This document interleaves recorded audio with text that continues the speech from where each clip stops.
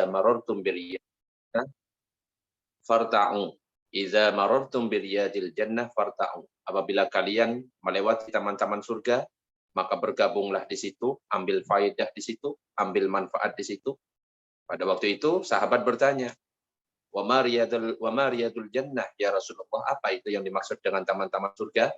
Maka Nabi menjawab, khilaquz zikri wa fi riwayatin majalisul ilmi. Yang dimaksud dengan taman-taman surga itu adalah majelis-majelis zikir. Dalam sebuah riwayat yang lain disebutkan adalah majelis-majelis ilmu. Dan mudah-mudahan kita termasuk dalam golongan yang disebutkan dalam hadis ini. Dan mudah-mudahan kumpulnya kita, meskipun via Zoom ini, menjadi muqaddimah kumpulnya kita di surga kelak. Amin ya Rabbal alamin. Dan insya Allah nanti pembahasan ini masalah istiqomah ya. Istiqomah dalam apa ya? Dalam hijrah ya, kalau nggak salah. Istiqomah, ya. Istiqomah di jalan hijrah. Nah, kalau memang pembahasannya itu tentang masalah istiqomah, ya memang istiqomah itu ya berat. Ya, ada ungkapan yang biasanya sering kita dengar, istiqomah itu berat, yang mudah itu, yang ringan itu adalah istirahat ya. Karena memang berat masalah istiqomah itu kalau untuk menjalankan. Bahkan terkadang lagi datang semangat-semangatnya untuk tahajud misalnya. Kita semangat tahajud langsung 8 rakaat, bahkan lebih dari itu, tapi besoknya enggak. Nah, itu malah lebih jelek dari yang orang yang melakukan tahajud kalau dia itu istiqomah meskipun cuma 2 rakaat. Tapi itu dilakukan setiap hari. Begitu juga yang misalkan teman-teman yang baru hijrah ya, yang dulu misalkan ya masih di zaman jahiliyahnya, terus sekarang sudah mulai pertaubatan, mendekatkan diri kepada Allah. Ya, terkadang banyak godaan-godaan yang akan dihadapi ya, ajakan dari temannya atau lainnya yang bisa menyebabkan tidak istiqomah lagi di dalam jalan hijrah itu. Nah, ini mungkin nanti yang akan disampaikan ya, akan dibahas oleh Ustadz Marzuki Imron ya. Ustadz Marzuki Imron sudah bergabung ya. Halo Ustadz Marzuki Imron. Apakah sudah ada di Zoom? Assalamualaikum Ustadz. Masya Allah, salam kenal. Alhamdulillah, alhamdulillah. Salam kenal dari saya, Anwar Musaddad. Oke, nanti yang akan menjelaskan beliau Ustadz Marzuki Imron ya. Saya cuma hanya muqaddimah saja, hanya sambutan saja. Untuk penjelasan lengkapnya, untuk tanya jawabnya nanti akan dibahas oleh beliau yang terhormat Ustadz Marzuki Imron. Bisa kita simak dengan baik nanti, kita ambil manfaatnya, ambil ilmunya, ya kita bisa diskusi, sharing, dan lain sebagainya. Mungkin itu yang bisa saya sampaikan. Demikian, Assalamualaikum warahmatullahi wabarakatuh. Waalaikumsalam warahmatullahi wabarakatuh. Assalamualaikum, Ustadz Marzuki Imron. Iya. Waalaikumsalam. Ya, saya Suhermanto. Iya, alhamdulillah ini saya ketemu dengan jenengan senyum-senyum. Alhamdulillah. Pada malam hari ini kita dengan partisipan ini akan menyimak apa yang jenengan akan sampaikan. Tentu Zoom ini diharapkan menjadi ruang diskusi dengan panduan dari Ustadz Marzuki Imron. Mudah-mudahan dari apa yang akan jenengan sampaikan ini ada khasanah ilmu yang akan diambil oleh siapapun yang menyimak pada malam hari ini sehingga menjadi pengetahuan, dan tentunya tidak sebatas pengetahuan, akan menjadi pengetahuan yang diamalkan ya. Dan tentunya tidak diamalkan saja, bisa diikhlaskan sehingga menjadi berkah di akhirnya ya. Bagaimanapun peristiwa ini menjadi peristiwa yang memang Allah telah mentakdirkan, dan mudah-mudahan ini satu forum yang semuanya bisa mengambil manfaat untuk kehidupan diri mereka. Nggih, mudah-mudahan Ustadz Marzuki Imron jenengan malam ini sebagai speaker, sebagai bicara utama, monggo berbagi ilmunya. Ya tentu kalau berbagi dengan keikhlasan dan yang menyimak ikhlas akan ketemu menjadi sesuatu yang indah. Ya. Barakallah, nggih. Monggo Ustaz bisa dimulai. Matur Baik, nuwun. baik, baik, matur nuwun kesempatannya. Baik, bismillahirrahmanirrahim. Assalamualaikum warahmatullahi wabarakatuh. Waalaikumsalam warahmatullahi wabarakatuh. Alhamdulillahirrahmanirrahim. Wassalatu wassalamu ala asyrafil anbiya mursalin sayyidina Muhammad wa ala alihi wa sahbihi wasallam ajma'in. A'udzu billahi minasyaitonir rajim. Bismillahirrahmanirrahim. Raditu billahi rabbil islami dina wa bi Muhammadin nabiyya wa rasulah rabbi zidni ilma warzuqni fahma. Rabbi shrahli sadri wa yassir li amri wa hlul 'uqdatam min lisani yafqahu qawli bi rahmatika ya rabbal alamin. Amin ya rabbal alamin. Alhamdulillahirrahmanirrahim. Yang kami hormati Ustadz Anwar sebagai Khatibul Majlis Al Anwar yang dirahmati Allah, yang kami hormati Bapak Moderator, dan yang kami hormati Bapak Ibu teman-teman semuanya yang sekarang hadir di ruangan Zoom meeting ini. Alhamdulillah, puji syukur kepada Allah yang membuat kita bisa silaturahim. Yang dulu kita itu silaturahim harus ngumpul di masjid, sehingga kalau mau silaturahim itu hanya terbatas orang-orang wilayah tertentu saja yang bisa ikut. Sekarang dengan ada yang namanya media sosial atau yang namanya Zoom seperti ini, dimanapun kita berada kita bisa ketemu tatap muka. Kemarin bahkan ada beberapa sahabat atau teman saya yang sedang kuliah di Al Azhar itu sampai nge-share apa istilahnya, nge-share link pengajian untuk sekelas kampus Al Azhar itu pengajiannya bisa dibuka via link Zoom, bahwa pandemi ini mungkin salah satu musibah buat kita, tapi ada salah satu yang bisa kita syukuri. Salah satunya gara-gara pandemi ini silaturahim kita jadi lebih muas, jadi lebih luas. Bahkan kajian di pondok-pondok itu ada beberapa yang bikin kajiannya itu lewat via Zoom, sehingga orang awam yang tidak menikmati, yang belum menikmati dunia pondok bisa menikmati pengajian via Zoom. Maka betul kalau ada kalimat di balik musibah selalu ada anugerah. Dan semoga musibah yang terjadi pada diri kita beberapa tahun terakhir ini, semoga kita mampu memanainya dan jadi anugerah buat kita semuanya. Alhamdulillah, sungguh alhamdulillah kita sama Allah dibuat tatap muka seperti ini. Dan Masya Allah, seperti yang disampaikan Ustaz Anwar tadi, bahwa ini majelis ilmu yang menjadi salah satu taman-taman surga. Semoga memang kita ketika di dunia ini membiasakan diri untuk datang di taman surga. Semoga nantinya sama Allah kita memang dibuat di taman surga ketika ada di akhirat. Maka bersyukurlah kalau kita sama Allah dikasih kesempatan ikut di taman surga. Salawat serta salam kita sampaikan ke junjungan kita Rasulullah Sallallahu Alaihi Wasallam. Beliau adalah teladan buat kita semuanya. Bapak Ibu teman-teman yang dirahmati Allah, sebelum dimulai saya jadi ingat salah satu hadis Rasulullah, mayyurdillahu bi khairan yufaqihu fiddin. Barang siapa yang dikehendaki Allah, dikehendaki kebaikan oleh Allah pada dirinya, yufaqihu fiddin, maka pada dirinya itu akan dibuat paham dalam urusan agama. Dulu ketika saya ngaji, guru saya itu ngajar seperti ini. Imran, kamu tahu enggak hadis ini maknanya apa? Boten yai, guru saya ngajar seperti ini. Maksudnya hadis ini itu kalau Allah itu suka sama seseorang, maka orang itu sama Allah itu dibuat yufaqihu fiddin, dibuat faqih dalam urusan agama. Jadi Allah kalau suka sama orang, maka dia itu di dunia dikasih kebaikan. Nah, nama kebaikannya itu dibuat semakin paham urusan agama. Dulu, bukan dulu sih, maaf, sampai sekarang kita itu kalau berdoa itu mesti kan Rabbana atina fid dunya hasanah. Ya Allah, tolong ya Allah, Tuhan kami, berilah kami kebaikan di dunia. Gitu nggih. Minta fit dunia itu hasanah. Nah, kadang kita tidak paham yang dimaksud fit dunia hasanah itu apa. Ternyata tadi Rasulullah menjelaskan yufaqihu fiddin, yang dianggap kebaikan di dunia adalah ketika kita di dunia ini dibuat sama Allah yufaqihu fiddin. Nah, yang menarik, guru saya menjelaskan seperti ini. Kamu tahu Imran, yufaqihu fiddin itu, yang dimaksud yufaqihu fiddin itu salah satu cirinya adalah orang itu secara sadar atau tidak sadar ikut pengajian. Orang itu secara sukarela atau terpaksa ikut pengajian. Orang itu ikhlas atau tidak ikhlas ikut pengajian. Jadi dia sama Allah itu dibuat untuk ikut pengajian. Nah, supaya jenengan bisa bisa menalar, bisa memahami makna ini, saya ambil contoh paling sederhana. Begini, misalnya nggih, jenengan semuanya ini misalnya besok Ahad nggih, itu biasa kalau pagi-pagi kan, apalagi ini saya tidak tahu karena Majelis Al Anwar kan Sidoarjo, sama saya juga tinggal di Sidoarjo. Biasanya kalau Sidoarjo pagi itu di alun-alun Sidoarjo itu banyak orang lari pagi itu, terus banyak orang jualan pecel lah, soto dan sebagainya. Nah, misalnya jenengan atau Anda semua ini niatnya pagi-pagi itu olahraga. Niatnya itu olahraga, pas jam 8 gitu, dia capek habis lari, oh ada soto, berhenti ya makan soto. Nah pas enak-enak makan soto, kok lucunya yang jualan soto itu belakangnya masjid.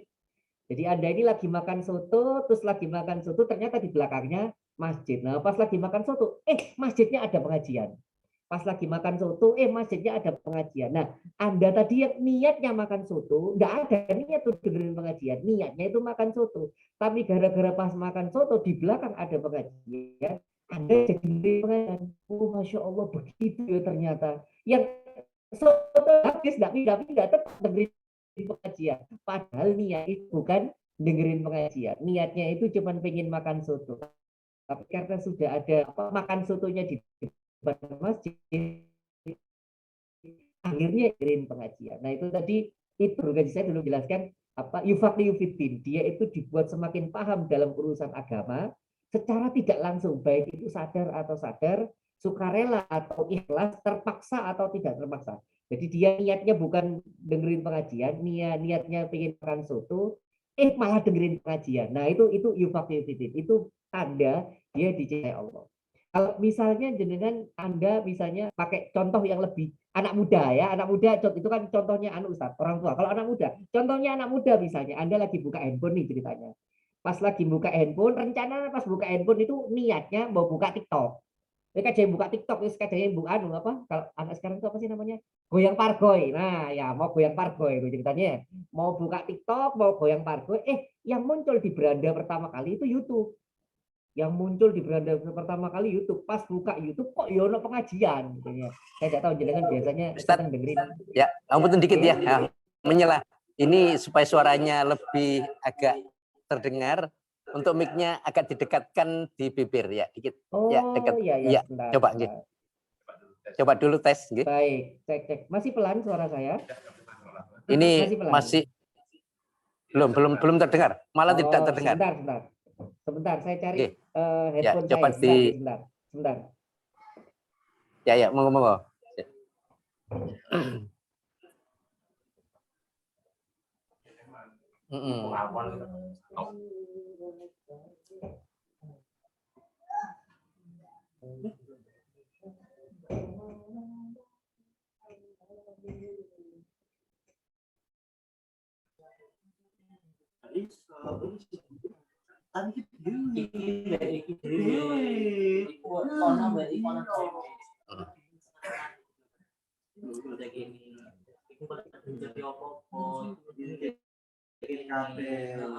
Suara saya sudah terdengar, Pak? Tidak terdengar, Ustaz. Sebentar. Belum muncul suaranya. Speaker saya bermasalah. Ngapunten, belum. Sebentar ya. Ini berarti speaker laptop saya yang bermasalah. Sebentar. Ya, ini terdengar, tapi volumenya mengecil ya. Ya. Saya coba ulangi lagi. Cek. Kalau seandainya ini masih lebih baik yang awal, berarti kembali yang awal. Coba tes, ngapunten ya. Dari audiens yang lain, pendengar yang lain, suara saya bagaimana? Terdengar. Jelas, alhamdulillah. Sudah. Alhamdulillah, Ustaz. Ya. Pun, monggo dilanjut. Baik. Monggo dilanjut ya. Baik, matur nuwun, Bapak, matur nuwun. Baik, teman-teman, Bapak Ibu yang dirahmati Allah. Jadi kembali lagi, kalau yang dimaksud dengan yufaqihu fiddin itu kata guru ngaji saya dulu, ketika seseorang itu secara tidak langsung, secara terpaksa atau sukarela, dia akan dibuat senang dengerin pengajian, ikut pengajian. Contoh tadi saya ngasih contoh makan soto, niatnya makan soto, ternyata malah dengerin pengajian. Okay. Atau misalnya jenengan niatnya mau buka TikTok di handphone, malah di handphone tuh bukanya bukan TikTok, secara tidak sengaja bukanya YouTube, yang dibuka itu misalnya Ustadz favorit jenengan, saya tidak tahu ya jenengan sukanya siapa, apa Ustadz Abu Somad, Ustadz Hidayat, atau mungkin Habib Ja'far gitu, senangannya anak muda zaman sekarang kan Habib pemuda tersesat itu, Habib Ja'far. Misalnya jenengan pas buka itu terus akhirnya lupa sama TikToknya itu lupa, niatnya buka TikTok, mau nonton mau buka TikTok tidak jadi, malah dengerin pengajian. Atau misalnya jenengan tuh niatnya mau buka Netflix gitu kan ya, mau buka Netflix, mau nonton apa itu yang lagi tren, lagi in sekarang, drakor itu apa ya? Oh apa turun game aku kan jelas. mau nonton apa proposal bisnis atau apalah itu namanya ya. Niatnya mau nonton drakor, nonton Netflix gitu nggih. Ternyata malah yang kebuka duluan YouTube dan itu yang ditonton pengajian. Nah, itu namanya enggak niat dengerin pengajian, malah dengerin pengajian. Saya ulangi, enggak niat dengerin pengajian, malah dengerin pengajian. Nah, itu kalau kata guru saya itu yufaqihu fiddin. Allah suka sama orang itu dan orang itu dibuat dengerin pengajian secara tidak sadar, secara tidak niat, dia kan enggak niat ya, orang-orang dengerin pengajian. Nah, kenapa tiba-tiba saya cerita seperti ini? Berarti kalau jenengan semuanya, kalau Anda semuanya, tadi saya cerita orang-orang yang tidak niat, tidak sukarela, secara tidak sadar dengerin pengajian itu Allah sudah suka. Apalagi kayak jenengan semuanya, kayak Anda semuanya yang ketika datang di ruang Zoom ini, hadir di ruang Zoom ini, Anda ini niat dengerin Zoom-nya, niat dengerin pengajiannya. Loh, enggak niat aja Allah sudah suka, apalagi yang niat. Maka apa? Orang yang mau dengerin pengajian itu nikmat Allah yang sungguh luar biasa, harus kita terima kasih, harus kita syukuri. Kenapa? Karena tidak semua teman-teman kita itu mau dengerin pengajian. Sabtu Minggu gitu kan ya, Sabtu malam Minggu kayak sekarang ini, yang jalan-jalan keliling itu banyak, yang jalan-jalan ke mall itu banyak, yang nongkrong di pinggir-pinggir jalan, di kafe-kafe itu banyak gitu kan ya. Tapi Sabtu seperti kayak jenengan ini dengerin pengajian itu enggak banyak.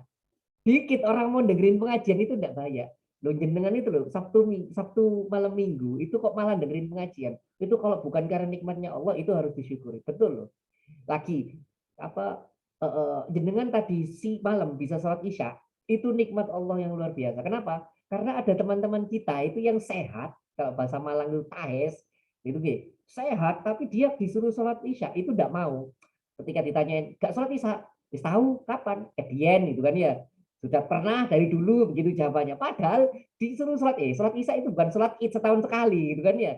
Disuruh sholat Isya ya enggak tahu bolak-balik, enggak usah dikongkon, enggak usah diminta, saya sudah terbiasa kok. Nah, begitu. Bahwa jenengan atau Anda semuanya hari ini bisa dengerin pengajian itu nikmat yang luar biasa. Dan semoga kita termasuk orang-orang yang itu tadi yang kata Ustadz Anwar tadi, semoga kita termasuk orang-orang yang masuk dalam Raudatul Jannah, taman-taman surganya Allah, bukan hanya pada saat di dunia tapi nanti di akhirat juga kita termasuk orang-orang yang berada di taman-taman surga.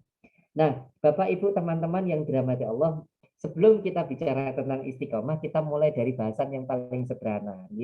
Saya mau bicara tentang sesuatu yang sederhana. Begini, biasanya kalau minggu pagi gitu kan ya, itu saya rasa bukan hanya di bukan hanya di kota saya saja, di setiap kota kalau minggu pagi itu mesti ada acara jalan sehat atau naik sepeda, gitu naik sepeda.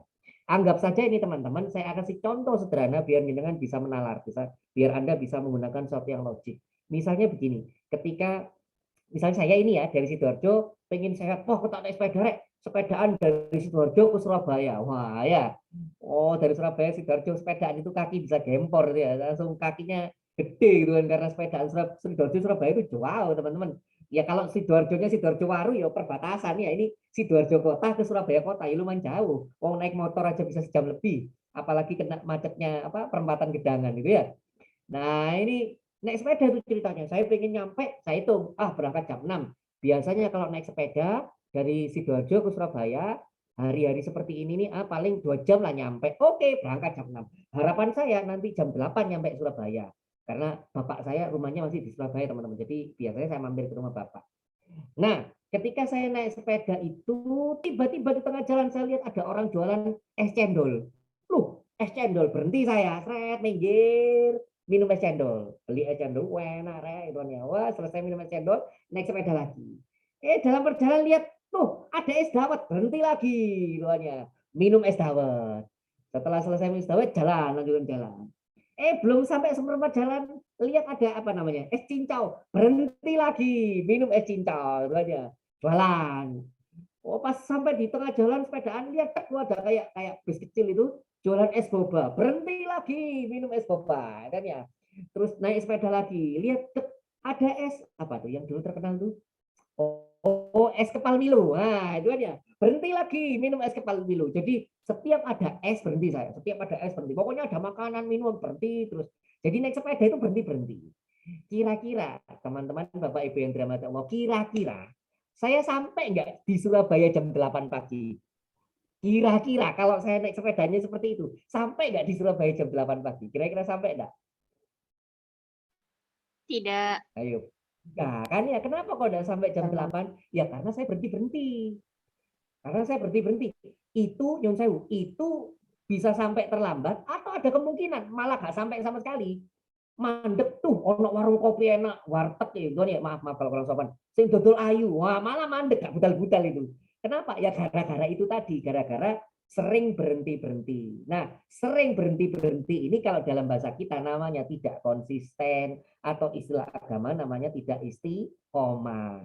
Dari sini kita tahu konsisten itu penting atau istiqomah itu penting. Kenapa? Karena kalau kita tidak istiqomah akan terjadi dua hal.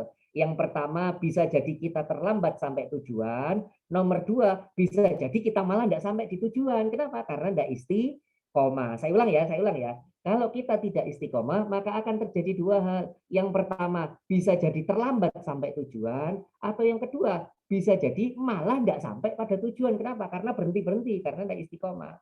Sama, tujuan kita itu mencari ridhonya Allah. Tujuan kita itu nanti ke surga. Itu ya. Tapi karena kita tidak istiqomah, itu bisa terlambat sampainya. Kita itu tujuannya pengen nyampe surga, pengen cari ridhonya Allah, tapi tidak istiqomah. Ayo, mari sholat. Maaf ya, maaf kalau sopan, maaf. Mari sholat, minum minuman keras, gitu ya. Mari sholat, pakai narkoba, itu kan tidak istiqomah itu. Mari berbuat baik, bikin dosa, berbuat baik, bikin dosa, berbuat baik, bikin dosa. Kalau dulu zaman saya masih muda, ada istilah namanya STMJ.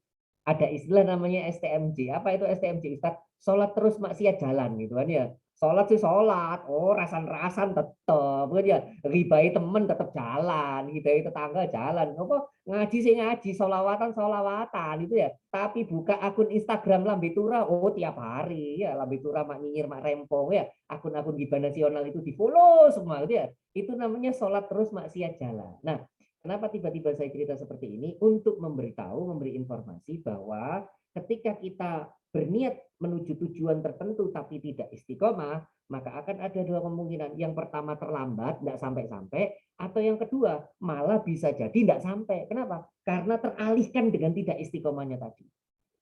Nah, dari sini akhirnya kita paham bahwa istiqomah itu penting, bahwa konsistensi itu penting. Tadi Ustadz Anwar sudah menjelaskan kan, yang namanya istiqomah itu biar sedikit, yang penting rutin. Saya ulangi, biar sedikit, yang penting rutin, gitu nggih. Karena yang disukai Allah itu yang rutinnya, bukan banyak atau sedikitnya. Yang paling disukai Allah itu rutinnya.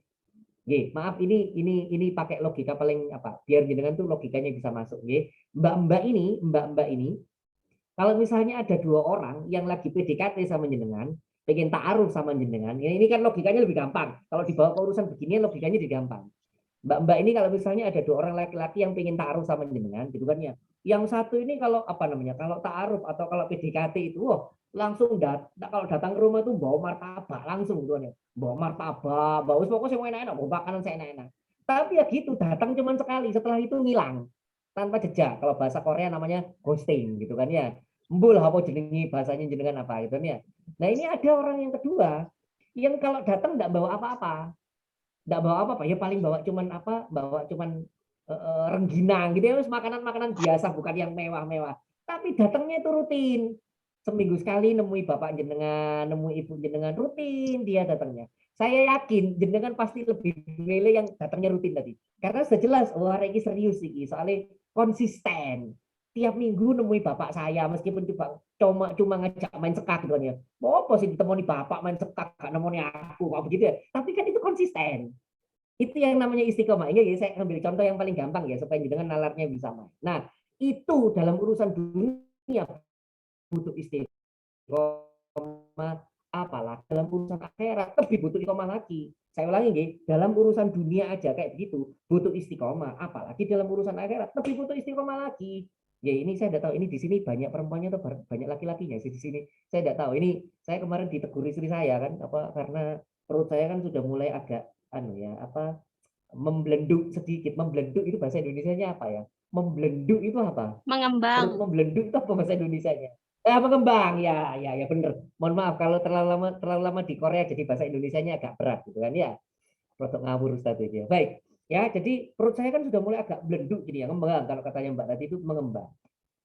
Nah, Suatu saat saya ditegur sama istri saya, ayo ya diet ya diet. Terus nggak tahu nggak ngereken mas, wah gitu ya. Istri saya nasihati bolak-balik itu, tetap saya enggak apa namanya enggak dengerin gitu ya. Enggak dengerin, terus pokoknya nggak seberapa jarno lah urusannya, wetang-wetangku dewe begitu kan ya. Saya aliran beda sama orang-orang. Kalau orang-orang kan alirannya kan six pack gitu kan ya. Kalau saya 6 month. Ya bukan six pack tapi 6 month gitu kan ya. 6 bulan gede ini weteng. Nah, terus ketika suatu saat apa istilahnya perut mulai enggak enak, celana mulai enggak cukup gitu kan ya. Terus gendong anak itu kerasa. Kemarin ketika taman safari itu saya gendong anak saya itu kerasa capek semua. Nah, itu istri baru ngomong, "Duh kan, kelo bahaya nih wetungi kalau perutnya mengembang gitu loh. Gendong anak aja susah itu loh yang teman-teman biasa kalau kita tiduran rebahan terus kakinya ditekuk terus anak kita naik di kaki kita disuruh ngangkat gitu loh. Nggak kuat saya diketawain, anak saya sempat ketawa, wajah ayah lo kesakitan itu pas saat ngangkat itu. Jadi saya diketawain anak saya, bayangkan ini ya. Tapi ya gitu istri saya bilang, "Duh kan ya, tahu kan ruginya kalau perut kembung tuh kayak gitu, maksudnya perutnya ngomong kayak gitu, ruginya kan diketawain anak sendiri, nggak bisa gendong anak dengan gampang, dengan nikmat." Nah, semenjak itu saya paham, oh ya sudah lah mulai diet. Nah, pikiran saya diet itu pokoknya makan dikurangi, terus langsung pokoknya saya sedino makan ping luru gitu, atau biasanya makan 3 kali, sekarang makan 2 hari sekali, 2 hari sekali ya mati ya. Maksudnya 2 kali sehari, salah ngomong ya, 2 kali sehari, saya salah ngomong, maaf salah ngomong. 2 kali sehari, langsung istri saya bilang ini, enggak gitu ya. Yang namanya diet itu bukan gitu, yang namanya diet itu makannya tetap sama tapi dikit. Dan itu tiap hari konsisten ya. Jangan hari ini diet, besok enggak, hari ini diet, besok enggak. Itu enggak akan kempes perutnya, tambah kembung iya gitu kan ya. Apalagi kalau diniati puasa, Senin Kemis, besok besok diet gitu ya. Bener, sahurnya dikit, buka puasanya kayak orang balas dendam. Wah, nek kabeh dimplok dimakan. Nah, teman-teman ini saya kasih contoh dari tadi, contoh-contoh bagaimana urusan dunia, diet ya, itu butuh konsisten. Urusan dunia aja butuh konsisten, butuh istiqomah, apalagi urusan akhirat. Ini dari awal saya mau menunjukkan teman-teman supaya jenengan semuanya, Anda semuanya Bapak Ibu dan teman-teman yang dirahmati Allah tahu betul manfaatnya istiqomah. Jadi istiqomah itu urusan dunia aja kita butuh istiqomah, apalagi urusan akhirat. Itu loh mbak-mbaknya ini, saya paling gampang emang nyuntuin mbak-mbaknya. Mbak-mbak ini kalau pakai skincare, saya yakin jenengan tiap hari pakai skincare. Kalau jenengan pakai skincare-nya cuma seminggu sekali, wes pasti tidak putih belang ya, putih kireng gitu kan ya. Kenapa? Karena pakai skincare Anda itu tidak rutin, tidak konsisten. Nah, dari sini kita paham istiqomah atau konsisten itu penting dalam kehidupan kita, baik itu urusan dunia atau akhirat. Kita tahu ketika Kanjeng Nabi itu mendapat perintah istiqomah, keringat beliau itu bercucuran, istilahnya. Beliau itu tahu kalau ini berat. Bicara tentang istiqomah itu berat kan. Hanya saja teman-teman sebelum kita bayangkan yang tinggi-tinggi gitu kan ya, istiqomah yang tinggi-tinggi, saya masih ingat ketika Gus Baha mengutip kalimatnya Abu Bakar tentang istiqomah. Suatu saat ada seorang sahabat itu yang ketika mendefinisikan istiqomah adalah tiap hari sholat tahajud gitu kan ya. Tiap hari sholat duha, tiap Senin Kemis puasa Senin Kemis gitu kan ya. Tiap tiap Jumat sedekah atau tiap hari sedekah. Jadi dia mendefinisikan istiqomah adalah setiap hari amalnya terus meningkat. Beliau mendefinisikan seperti ini. Lalu Abu Bakar itu marah. Abu Bakar bilang, kamu jangan mendefinisikan sesuatu yang itu tidak menjadi definisinya Allah dan Rasulnya. Kaget. Wahai Abu Bakar, lalu definisi istiqomah itu apa? Loh, kalau istiqomah itu seperti itu, tiap hari sholat tahajud, gitu kan ya, tiap hari sholat sunnah duha, ini kayaknya kita semuanya, maksudnya saya ya, kayaknya kita semua, apalagi saya, ini tidak ada yang masuk golongan istiqomah. Kayaknya hari ini tahajud, menit keturun, subuh 5:30, gitu kan ya. Subuh 5:30 itu tahu ya teman-teman, subuh 5:30 itu subuh plus duha ya, jadi satu ya, itu paket lengkap ya, combo ya. Jadi hari ini bisa sholat duha, besok enggak. Hari ini bisa baca Quran, besok enggak. Kayaknya kita tidak akan masuk kategori istiqomah. Kalau definisi istiqomahnya kayak gitu. Lalu Abu Bakar bilang begini, istiqomah itu bukan seperti itu. Itu baik memang. Tapi istiqomah yang paling sederhana, ini kalimatnya Abu Bakar. Apa itu? Orang yang mengucapkan la ilaha illallah, lalu meneguhkan dalam hatinya, sampai dia mati dalam keadaan la ilaha illallah. Saya ulangi nggih, orang yang mengucapkan la ilaha illallah lalu meneguhkan dalam hatinya, lalu dia meninggal dalam keadaan mengucapkan la ilaha illallah. Maksudnya bertahan dalam keadaan Islam. Wala tamutunna illa wa antum muslimun, ya. Jangan sampai kamu mati kecuali dalam keadaan Islam. Makanya Rasulullah itu selalu berulang-ulang ngomong man qala la ilaha illallah dakhalal jannah. Barang siapa yang mengucapkan la ilaha illallah sudah pasti masuk surga. Jadi istiqomah yang paling sederhana adalah jenengan tuh ngomong la ilaha illallah, apapun yang terjadi, Anda meyakini pokoknya la ilaha illallah itu ada dalam diri saya. Nah, itu istiqomah yang paling gampang. Oke, sebelum kita ngomong istiqomah yang gede-gede, ngomong istiqomah yang paling sederhana saja. Tetap ngomong la ilaha illallah. Itu apa namanya? Itu sesuatu yang harus kita yakini, harus kita kuatkan sampai sekarang. Oke, saya minta maaf kalau bahasa saya kurang sopan. Kenapa kok tiba-tiba saya cerita seperti ini? Karena saya punya teman, seorang juara apa namanya? Musabaqah tilawatul Quran di Riau. Teman saya ini teman tahun 2000, saya ingat ya, sebentar. 2001, 2002. Dulu zaman saya masih jomblo ya, masih tinggal di Surabaya.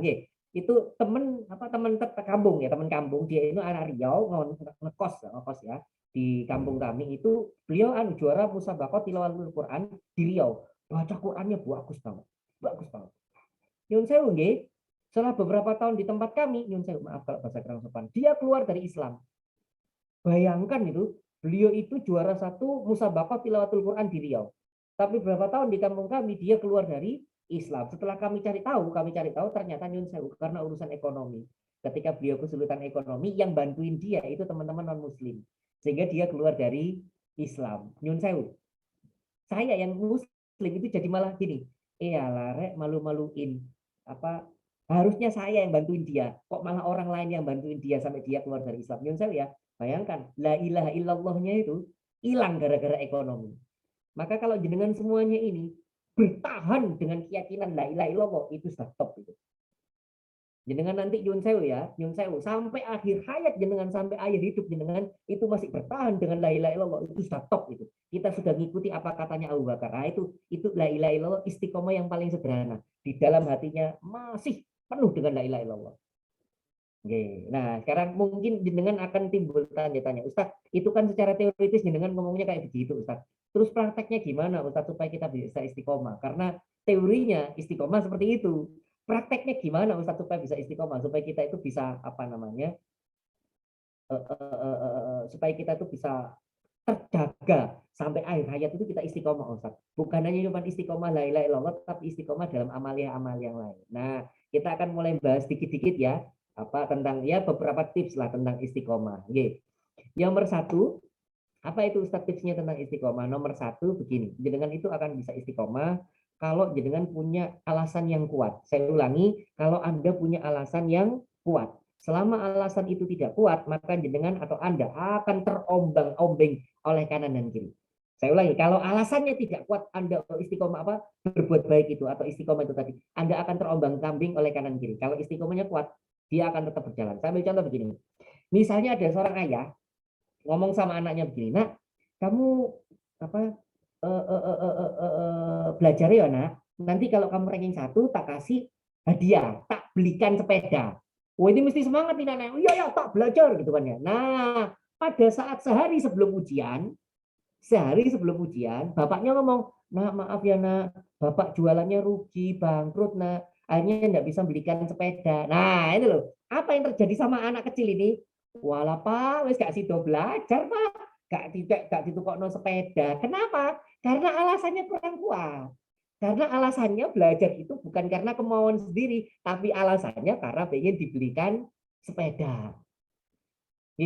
Itu loh, istiqomah. Kalau alasannya tidak kuat, itu akan gampang diombang-ambingkan oleh kanan kiri. Itu satu. Contoh lagi, kalau alasannya tidak kuat, itu gampang diombang-ambingkan. Saya dulu ketika kuliah, saya ikut les bahasa Mandarin.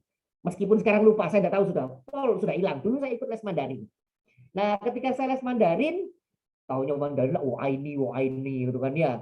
Romula iku, aku cinta padamu. Ini bahasa Arab ya, anak uhibbika fillah. Itu tok, gitu kan ya. Aku mencintai, bahasa India ya. Metum seper kartihu, gitu kan ya. Nah, anak zaman sekarang, sarangi, gitu ya. Begitu ya. Tahu mulai begitu, gini, gitu kan ya. Nah, saya dulu les bahasa Mandarin, teman-teman. Jadi tempat kuliah saya dulu kuliah di ITS, ada salah satu namanya pusat bahasa. Memang itu untuk anak-anak yang pengen belajar bahasa selain bahasa Indonesia, bahasa Inggris dan seingat saya, zaman saya dulu belum ada pelajaran bahasa Arab. Maksudnya yang mau ekstrakurikuler bahasa Arab nggak ada. Baru 2009 ke atas kalau nggak salah kampus saya itu sudah ada pelajaran bahasa Arab. Nah, saya dulu les bahasa Korea belum ada, saat itu belum ada. Kayaknya sekarang sudah ada bahasa Korea.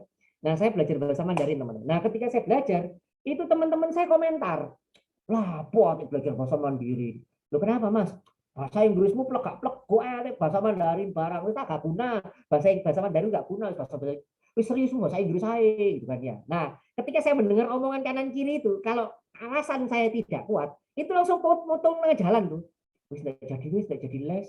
Wong kata teman-teman apa namanya kanan kiri katanya nggak berguna ya les bahasa Mandarin. Loh, itu loh, karena alasannya tidak kuat. Alasan tidak kuat, maka orang itu akan apa namanya? Akan gampang putus di tengah jalan. Akan gampang tidak istiqomah. Nah, itu saya kasih contoh yang apa ya? Yang alasannya yang tidak kuat. Nah, sekarang saya kasih contoh yang alasannya kuat. Wah, ini Pak Belo iki gini, saya ingin lihat yang laki-laki. Sebentar. Ini ada nggak masnya yang laki-laki ini mana ya? Sebentar. Nah, apa iki Mas, apa iki ya? Saya aduh ya, saya apa saya random ya, acak ya, saya nggak tahu ini siapa. Ini semoga ini laki-laki. Mas Fatir ini mesti laki-laki ya. Perempuan ya Fatir, astagfirullah, maaf. Salah sebut saya ya. Saya perempuan, Ustaz. Ngapunten, mohon maaf ya, salah sebut saya. Aduh, yang laki-laki mana? Yang laki-laki mana ini? Yang laki-laki. Saya lihat.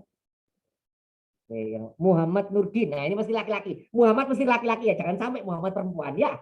Jangan sampai ya. Ini Muhammad Nurdin mesti laki-laki. Nah, ceritanya begini, Mas Muhammad Nurdin ini sedang ta'aruf dengan seorang wanita dan ta'arufnya diterima. Memang dalam sudah akan melangsungkan pernikahan beberapa bulan ke depan, gitu kan ya. Tiba-tiba bapak mertuanya telepon Mas Muhammad Nurdin ini. Assalamualaikum. Waalaikumsalam, Pak. Mas, sehat? Nggih, Pak. Mas, nanti malam bisa ke rumah enggak, Mas? Ada yang pengen tak omongin. Nggih, Pak, kalau berangkat, Pak. Saya berangkat, Pak. Bisa ya? Bisa, Pak. Nah, dia pasti berangkat ini. Kenapa? Karena dia punya alasan yang kuat. Nah, pas mau berangkat hujan deras. Payuar. Ditelepon lagi sama bapak mertuanya. Mas, datang ke sini kan? Nggih, Pak. Siap, datang, Pak. Meskipun hujan deras tetap datang gitu.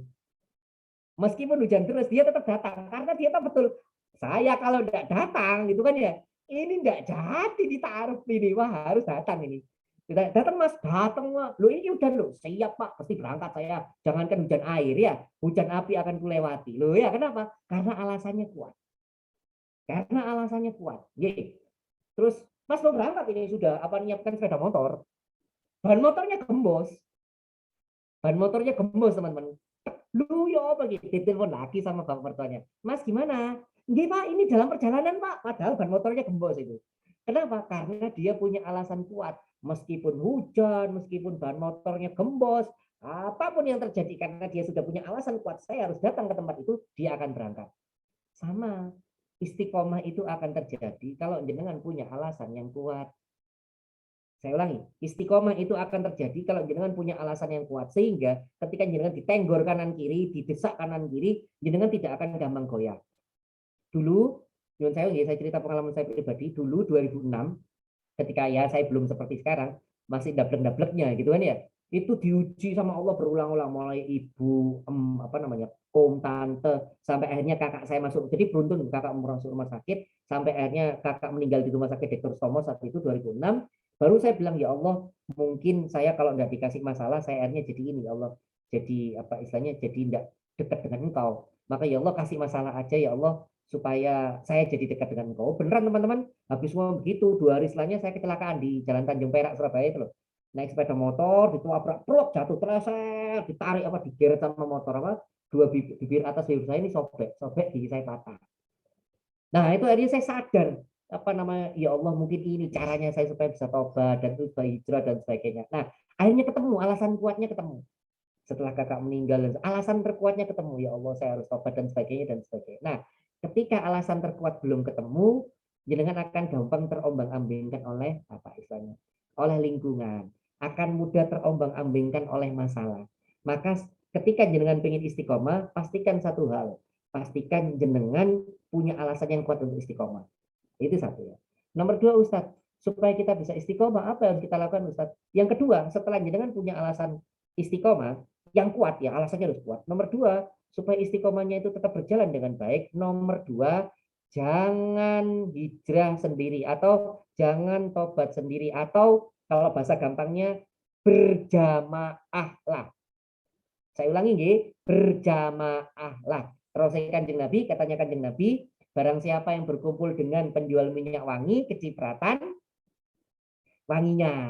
Nggih, barang siapa yang berkumpul dengan pandai besi kecipratan besinya cetok yonda gitu kan ya, kecipratan apinya maksudnya nggih. Apa maksudnya? Kalau Anda berkumpul dengan orang yang baik, ikut kecipratan baik. Anda berkumpul dengan orang yang tidak baik, ikut kecipratan tidak baik. Anda berkumpul dengan pelaku maksiat, ikut kecipratan jadi ikutan maksiat. Anda berkumpul dengan orang yang sering beramal soleh, ikut kecipratan, kumpulannya sama orang-orang beramal soleh. Begini, supaya logikanya bisa masuk. Saya minta maaf kalau bahasa kurang sopan. Begini, kenapa kok kita berubah atau tobat atau hijrah itu terasa berat? Kok kita istiqomahnya berat? Karena kita melakukannya sendirian.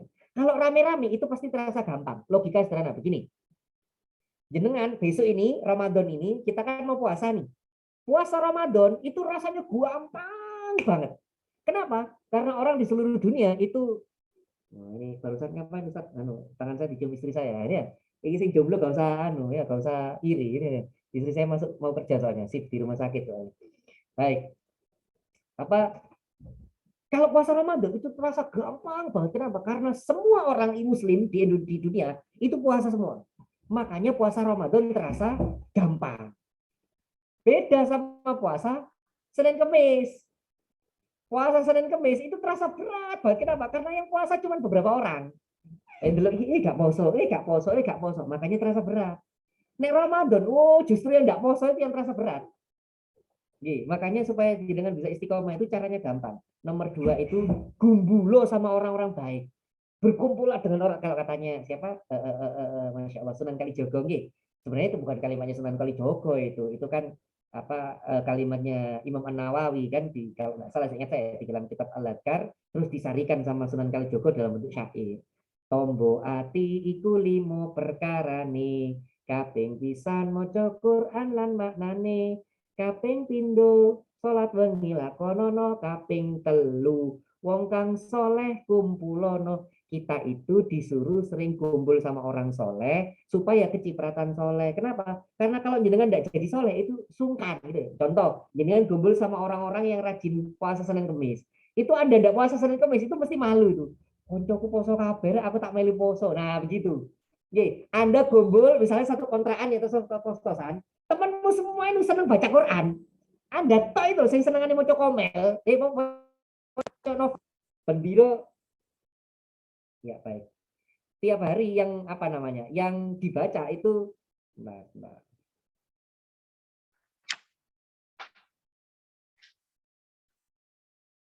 Nah, baik, sebentar, mikrofon saya bermasalah. Baik. Tiap hari teman-teman Anda itu bacaannya apa istilahnya? Bacaannya Al-Qur'an. Cuman Anda tok yang bacaannya itu webtoon atau komik. Waduh, konco-konco maca Quran, teman-teman semua baca Quran semua. Anda yang awalnya baca komik itu tidak jadi sungkan. Astagfirullah, iya wis tak jadi wis tak baca Quran. Kenapa? Kumpulan Anda orang soleh. Berkumpul dengan orang soleh itu begitu, kita itu ikut ketarik gitu kan ya. Saya dulu ketika Nyun Sewu belum terbiasa puasa Senin Kemis, pas kumpul sama teman-teman yang senang puasa Senin Kemis, akhirnya malu. Walah, saya torek yang enggak pakai puasa Senin Kemis, akhirnya malu. Akhirnya ketarik ikut puasa Senin Kemis. Ya, bahwa kumpulan, perkumpulan atau jamaah itu yang akan menarik kita. Itu yang akan bikin kita jadi istiqomah. Kalau Anda sering kumpul sama orang-orang sering sedekah, mau enggak mau Anda ikutan sedekah itu. Oh ya, videonya tetap tidak terlihat kah ini? Oh, sudah Ustaz. Terlihat jelas, bagus Ustaz. Suaranya juga bagus. Baik, matur nuwun.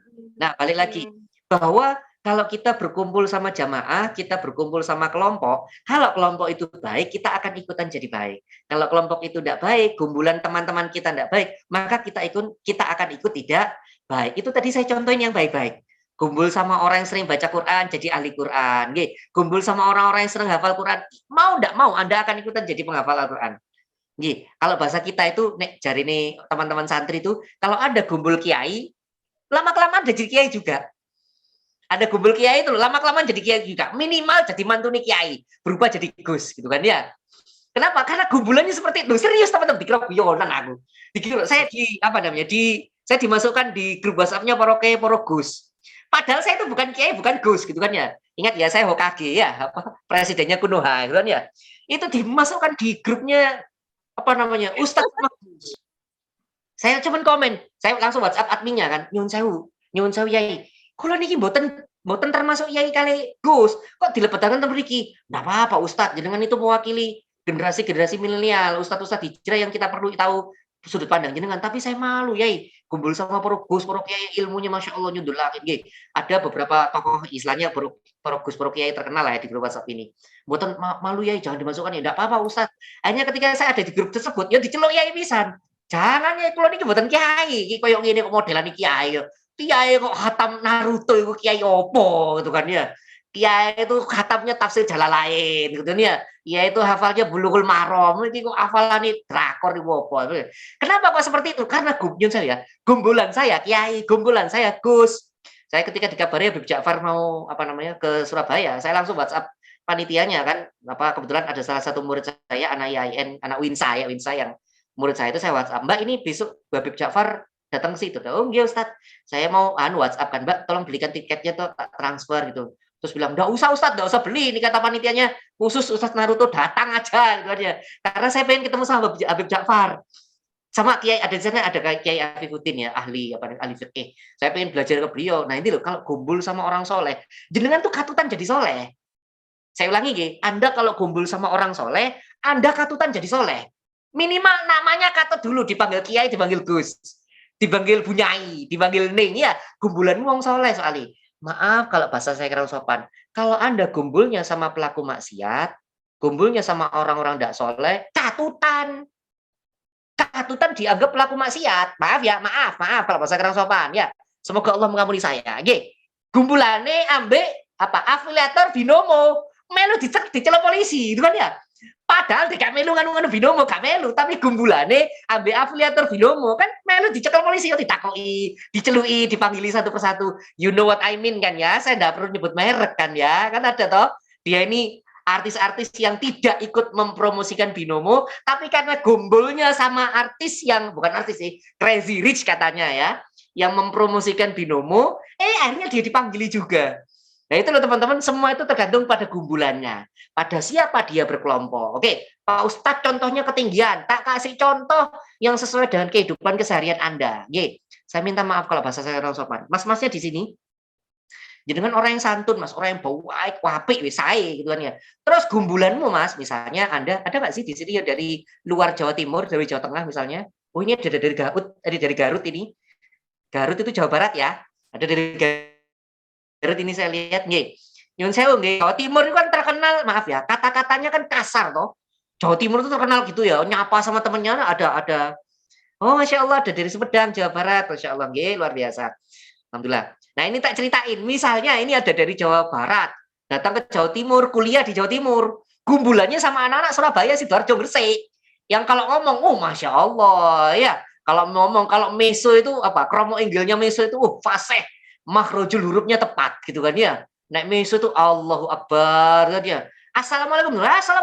Cantik. Nah, meso nih. Mari assalamualaikum nak meso nih gitu kan ya. Loh Ustaz kok bisa kayak gitu? Aku iki maaf saya ini dulu lulusan ITS. Apal teman-teman saya kalau meso itu luar biasa. Ya bukan salah ITS-nya sih. Yo anak Surabaya ya anak Surabaya dan sekitarnya yang kalau meso itu luar biasa. Nah, nyun sewu. Teman-teman saya yang dari Jawa Tengah, Jawa Barat yang awalnya enggak ngerti meso, ikutan meso. Dia itu enggak ngerti JANCUK itu enggak ngerti apa itu. Cantik itu ya, itu enggak ngerti. Lah karena gombolnya ini mesti Mas Muhammad Nurdin juga enggak tahu JANCUK itu apa. Itu Mas, kata-kata kotornya Jawa Timur. Oh, itu pisuannya Jawa Timur. Masya Allah, gara-gara begini wah. Teman-teman saya itu yang Jawa Tengah itu gombol sama teman-teman yang sering meso, bukan kata kotor. Itu ikutan meso, bener loh. Ikutan meso. Lihat ya, orang itu akan dipengaruhi oleh gombulannya. Itu contoh. Contoh yang kedua begini, mbak-mbaknya misalnya nih jenengan habis keluar dari pondok pesantren, kuliah misalnya ya, kuliah. Lah pas kuliah, gumbulannya itu bukan anak santri, santriwati bukan, yus, anak biasa lah ya yang mungkin ilmu agamanya kurang misalnya atau akhlaknya kurang baik. Gumbulannya sama begitu. Jadi koncone isi ini bendino rasan-rasan toh itu kan ya. Nah, Anda ini awalnya nggak niat ikut rasan-rasan, meneng anak dengan anak polos ya. Diem koncone ngrasani kabeh. Iya, ngene tok. Itu jenengan lama-kelamaan melu iku, melu rasan-rasan. Wiyo jeng masyaallah, astagfirullah gak nyongko gurune awake dhewe, dosene awake dhewe. Nah, ya itu. Gak nyongko itu, Mbak, saya beritahu nggih, gak nyongko iku nyongko. Gak nyangka itu artinya sudah menyangka. Itu ghibah sama aja, nggih. Ustadz, saya ndak ikut ghibah. Anda ndak ikut ngomong tapi duduk terdiam menikmati perghibahan tersebut, itu juga ghibah. Saya ulangi, duduk diam sambil mantuk menikmati perghibahan tersebut, itu juga ghibah. Ya, Anda menikmati perghibahan pembicaraan artis yang misalnya yang lepas jilbabnya gitu. Itu ya gara-gara lepas sama suami, cerai sama suaminya, jilbabnya dilepas. Berarti dulu dia pakai jilbab cuma gara-gara suaminya. Nggak nyangka begitu kan ya. Nah, itu Anda ikut ghibah masih nunggu gitu kan ya. Apalagi ikut komentar. Maksudnya, itu loh Masya Allah dosen kita. Nggak begitu. Yang benar, nah Anda itu benarkan yang benar. Itu ghibah juga itu. Dosanya sama. Bayangkan, Anda orang diem, misalnya nggak banyak omong, gumbulannya sama orang-orang yang seneng rasan-rasan atau ghibah. Pasti melu rasan-rasan, pasti melu ghibah. Gitu. Apalagi sekarang dosa ghibah itu nggak cuma lewat ini loh ya. Dosa ghibah nggak cuma lewat ini, ada dosa ghibah ketiga. Tahu dosa ghibah yang ketiga? Nggak cuma lewat lisan, nggak cuma lewat telinga. Lewat apa? Jempol. Nih loh. Ini ada dosa ghibah yang ketiga. Kita sekarang kalau menghibahi orang, kalau ngerasani orang, itu sekarang nggak cuma lewat ini.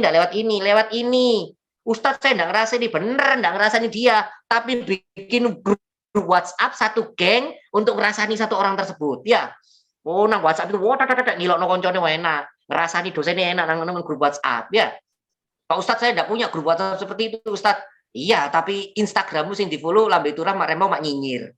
Pak Ustadz, saya nggak follow. Iya, nggak follow, tapi nge-search. Nono berita viral di search di foto, naudzubillah min dzalik, katanya kiai istrinya 4, yang ngerasani. Loh Pak Ustadz, tapi kan itu kenyataan istrinya 4, loh masih kenyataan itu ghibah. Meskipun itu kenyataan itu ghibah, Anda membicarakan orang lain itu ghibah. Kecuali Pak Ustadz, tapi yang saya omongkan itu bukan kenyataan, yang kita omongkan itu bukan kenyataan dia, itu malah bukan ghibah, itu fitnah malahan. Jadi ngomongin orang lain itu mau benar atau salah itu tetap salah. Maksudnya mau itu benar atau salah itu tetap dosa. Kecuali kalau kita ngomongin orang lain dalam hal kebaikan ya. Masya Allah ya artis itu naik haji. Masya Allah ya artis itu umroh. Masya Allah ya artis itu berbuat baik. Maaf ya, saya kasih contoh ya. Saya kasih contoh. Ada salah satu artis yang kontroversial. Fenomena apa? Yang kontroversialnya. Dia mesti cari ribut sama orang lain. Ngerti lah, Anda masih tahu itu ada artis yang senengannya bikin ribut sama orang lain. Mesti ngomentari artis yang lain, karena dia kalau dia mengomentari orang lain, endorse-nya makin banyak. Ada lah, tahu lah ya, saya tidak nyebut inisial NM, ngerti? Malah disebut sate, gitu kan ya. Tapi saya tidak mau membicarakan itunya. Saya tidak mau membicarakan yang itu, enggak. Saya mau membicarakan orang ini, artis ini, itu kalau sama tetangganya gila-gilaan. Iki sopo gak usah disebut nyai. Aku gak ngomong loh yo. Iki sopo nyebut nyai. Saya gak ngomong loh yo, saya gak ngomong loh ya. Sopo iki nyebut nyai ya.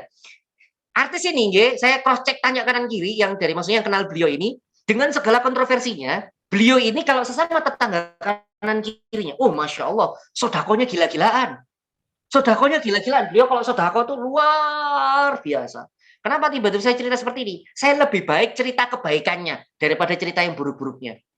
Biar yang cerita buruk-buruknya itu urusan orang lain. Saya tak cerita kebaikannya. Meskipun ya saya tidak setuju dengan banyak sikapnya. Saya tidak setuju. Tapi lebih baik saya membicarakan kebaikannya. Karena saya tidak mau ghibah.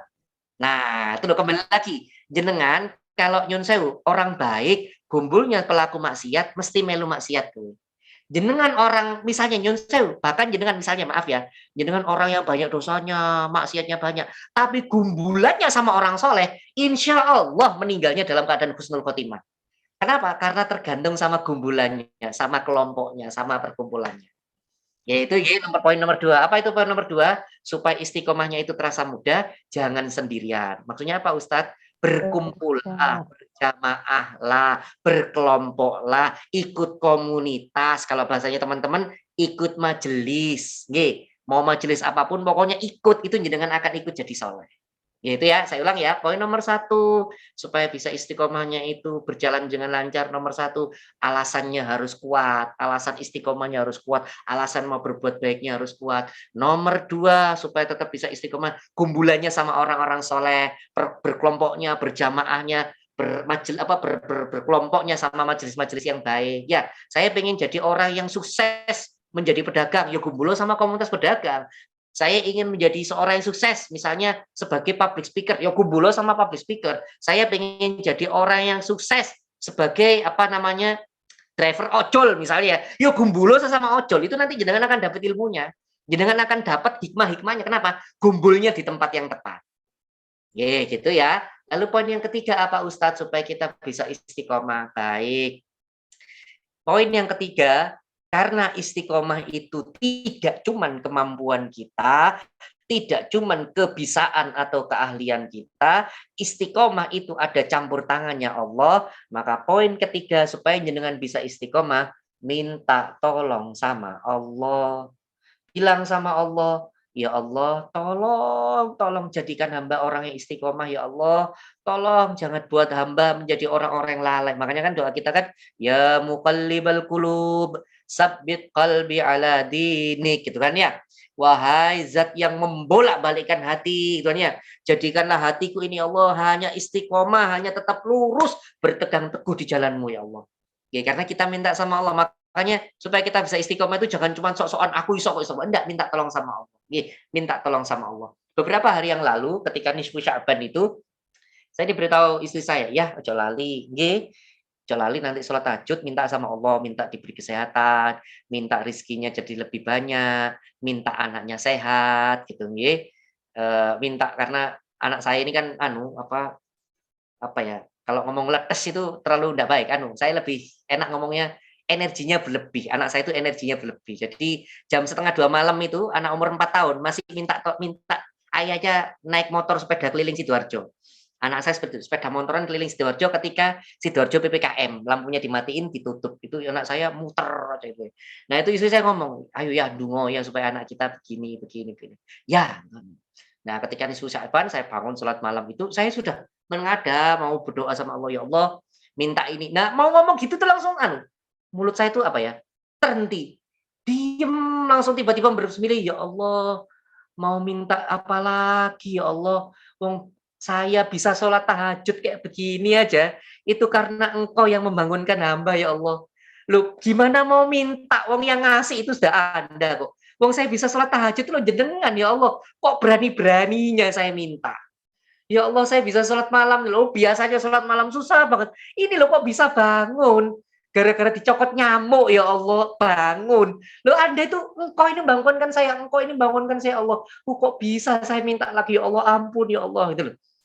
Itu saya sadar betul bahwa kita itu bisa jadi baik karena pertolongannya Allah. Kita itu bisa jadi orang soleh karena pertolongannya Allah. Bukan kitanya yang soleh. Bukan kitanya yang baik. Kita yang jadi orang soleh, orang baik, ditolong sama Allah. Saya baru sadar pas doa, astagfirullahaladzim, ya Allah, ampuni hamba ya Allah, ampuni hamba ya Allah, ampuni hamba ya Allah. Itu sadar kemarin ketika nisfu Sya'ban itu. Kemarin sholat Jumat, gitu kan. Ini kan saya agak flu teman-teman, hidung ini buntu sebelah kanan. Kepala saya sakit, di belakang sakit. Saya ngomong tadi sama istri saya, besok Isa, yang kepalaku sakit banget, kepalaku sakit banget, yang nggak tahu nanti ceramah gimana. Pokoknya nggak enak, badanku nggak enak di sini, rasanya sudah nggak enak. Kecapean kemarin berapa hari ini pengajiannya offline dulu. Saya keliling Surabaya offline dulu. Sehari bisa 2 atau 3 tempat. Saya bilang, yang badanku nggak enak, yang iki opo ceramah itu kan ya. Nanti saya ceramah bagaimana? Bisakah saya ceramah begitu? Saya habis itu begitu teman, pas duduk di kursi ini, terus mikir, astagfirullahaladzim, langsung bilang gitu. Astagfirullahaladzim, saya baru sadar. Sadar kenapa Ustadz? Begini, saya kemarin itu ketika khutbah Jumat di salah satu masjid di Surabaya, pas lagi khutbah Jumat, itu masjid besar itu, tidak ada satupun yang tidur. Pas saya khutbah Jumat itu melek semua. Bahkan pintu-pintu kaca, jendela yang biasanya tutup itu dibuka. Karena kata takmirnya itu, yang sholat Jumat pengen tahu, sing khutbah sopo sih. Jadi dibuka semua, terus foto. Oh, saya khutbah itu loh. Saya lagi khutbah, itu orang-orang moto itu. Krik saya diputusin, saya lagi ceramah. Nah, ketika saya ceramah, saya ngomong, kan aku ceramah melek kabeh kono sing turu. Nah itu loh, saya ngomong begitu teman-teman. Saya ngomong begitu, kan aku sing ceramah melek kabeh kono sing turu. Saya baru sadar teman-teman ucap itu salah. Itu saya sombong tadi itu.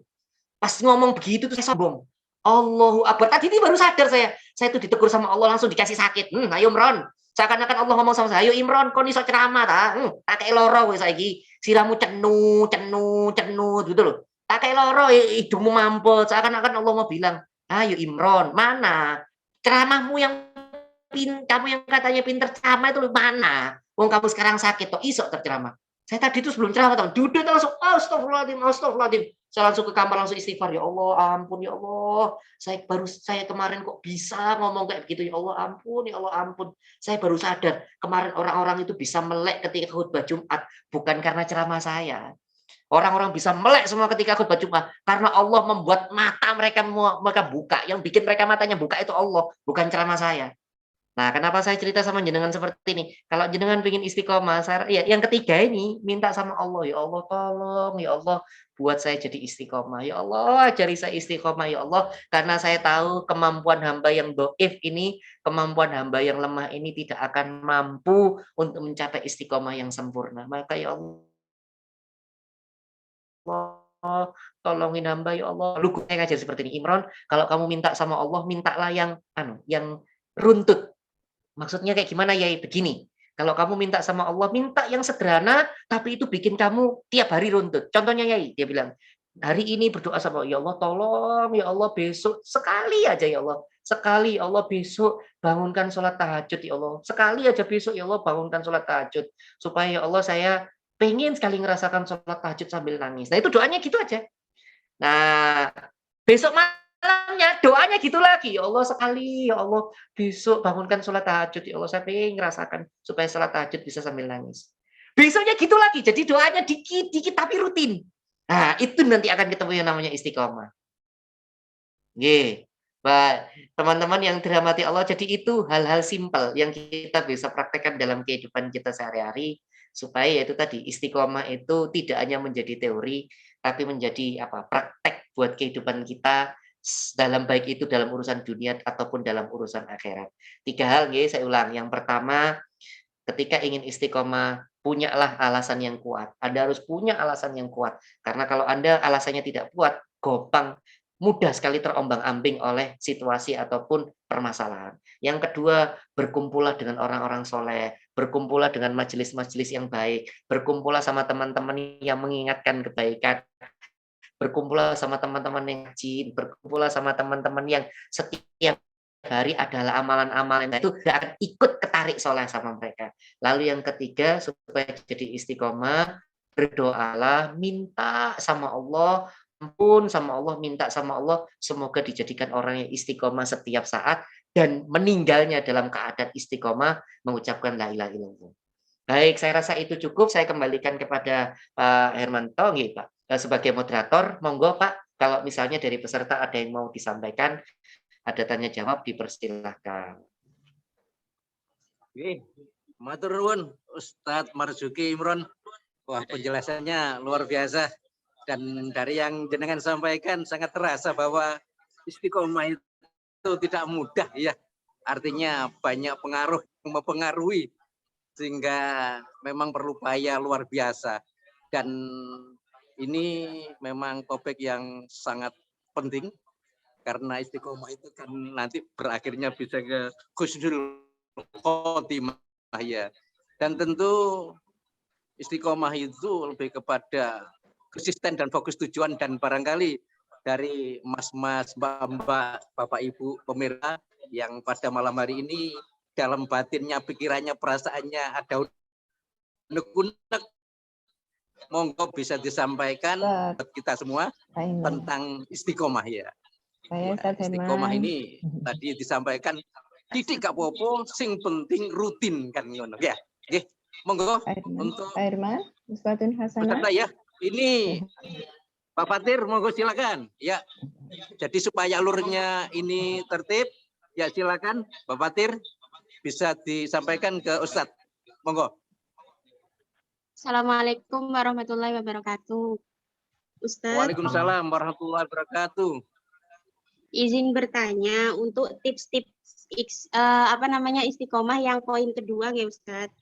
Itu kan jangan hijrah sendiri kalau bisa. Tapi kalau misalkan bagaimana kalau lingkungan itu tidak memungkinkan kita untuk hijrah.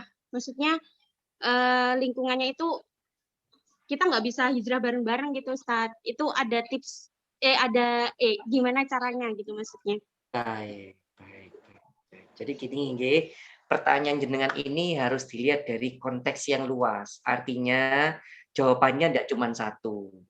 Maksudnya kayak gimana Ustadz? Begini. Satu, saya jawab dulu pertanyaan jenengan, nanti saya jawab dari sudut pandang yang lain. Nggih, Pak Ustadz, saya tempat tinggal saya atau lingkungan tempat bekerja saya itu tidak mendukung saya untuk hijrah, Pak Ustadz. Apa yang harus saya lakukan? Begini, nggih, kerjaan tempat kerja saya yang dulu itu 90% non-muslim.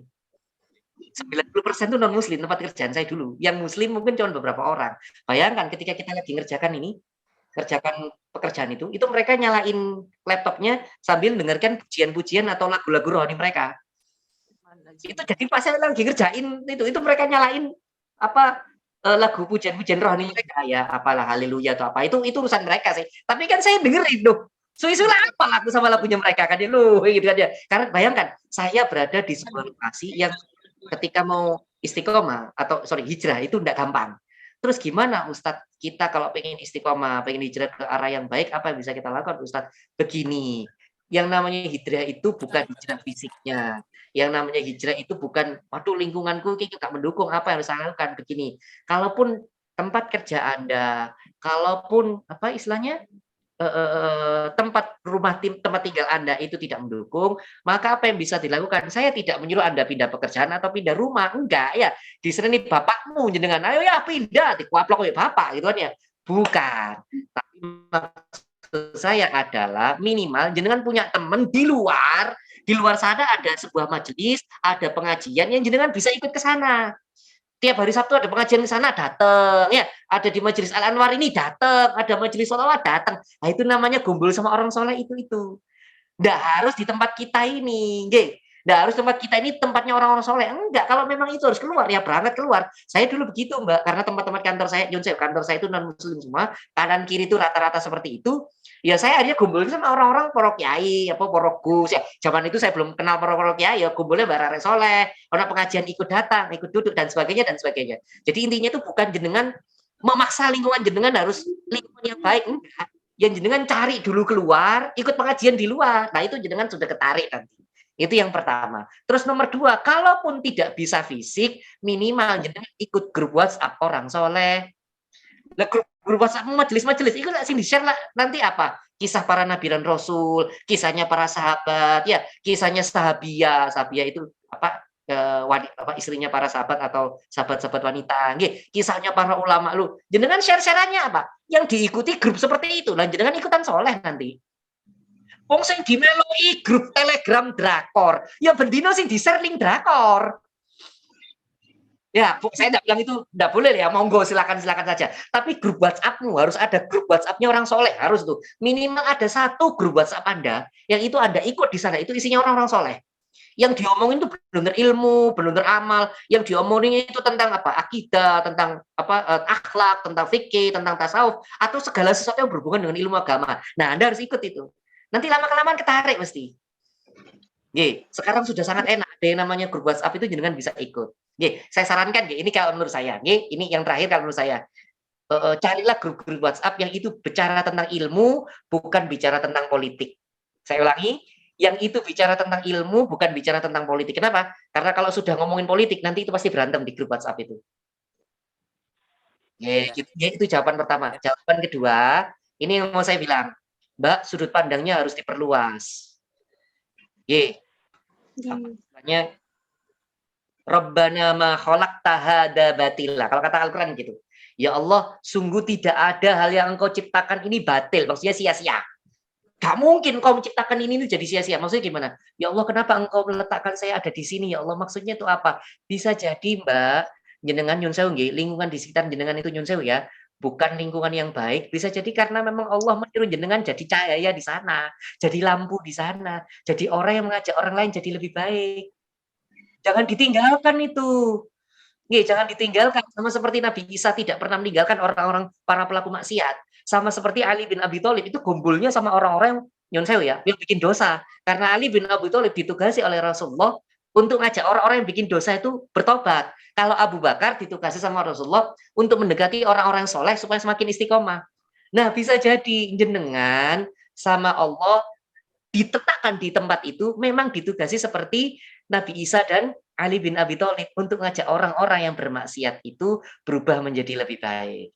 Di satu sisi jenengan harus dalam tanda petik keluar, ngaji, kumpul sama orang-orang soleh, ikut berwhatsapp soleh, tapi di satu sisi jangan tinggalkan lingkungan Anda. Kenapa? Karena bisa jadi Allah meletakkan Anda dalam rangka menjadi cahaya penerang bagi orang di sekitar Anda. Jadi jangan hijrah sendirian, sekitarnya itu nanti lama-kelamaan ditarik dengan baik, ditarik baik. Kalau lingkungan sekitar jenengan jadi baik semua, mereka ibadahnya diterima sama Allah. Wah, jenengan duluan yang masuk surga karena jenengan jadi medianya mereka untuk jadi orang baik. Bisa dipahami? Tapi soalnya biasanya itu kalau di desa itu kan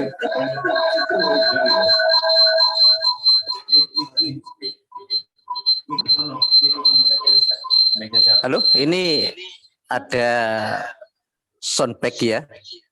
Halo, Pak. Ustadz bisa mendengar? Mendengar Pak. Oke ya, oke Mbak Fatir, mudah-mudahan sudah tercerahkan dari apa yang sudah dijelentrehkan oleh Ustadz Marzuki Imron. Dan ini untuk yang bertanya, ini resen ya, munculkan tangan. Dan ini ada yang bertanya kedua, Mbak Uswatun Hasanah.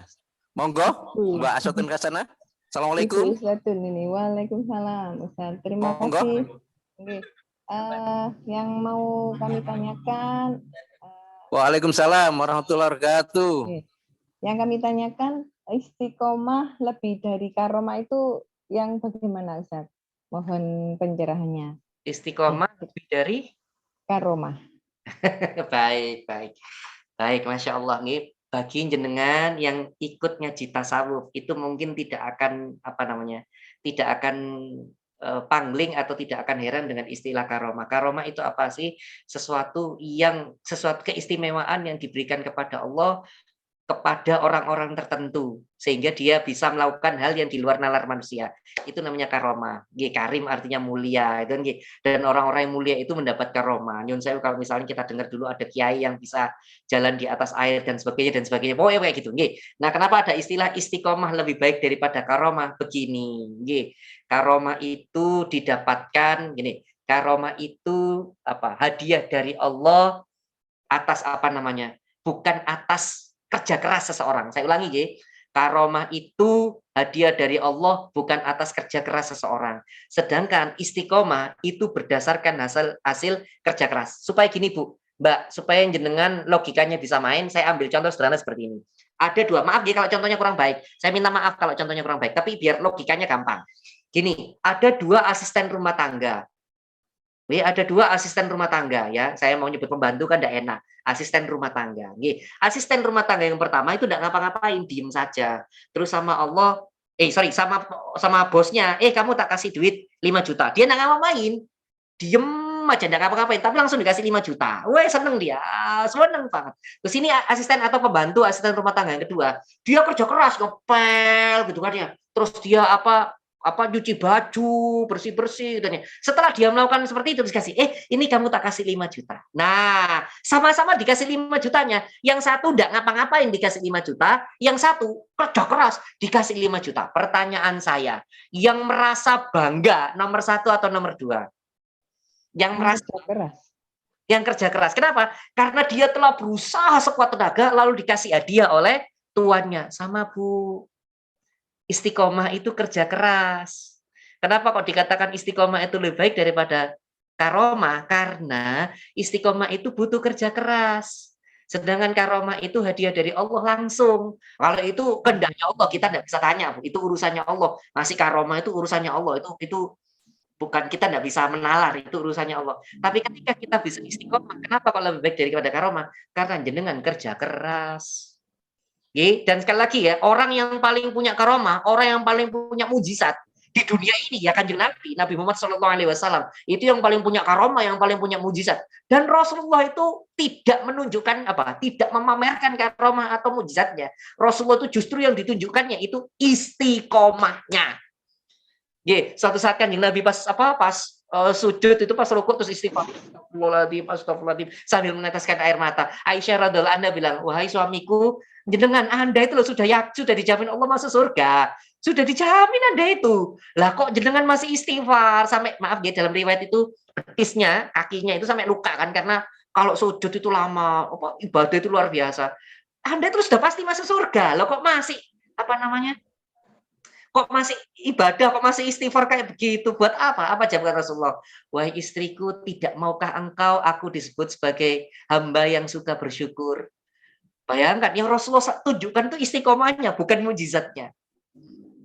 Bahwa ada yang namanya karomah, ya, itu tidak dipungkiri. Dan beberapa kali nyun saya melihat ada orang-orang para kiai yang kalau pakai nalar itu tidak bisa. Saya melihat itu. Allahu Akbar, saya bilang itu. Pakai nalar tidak bisa.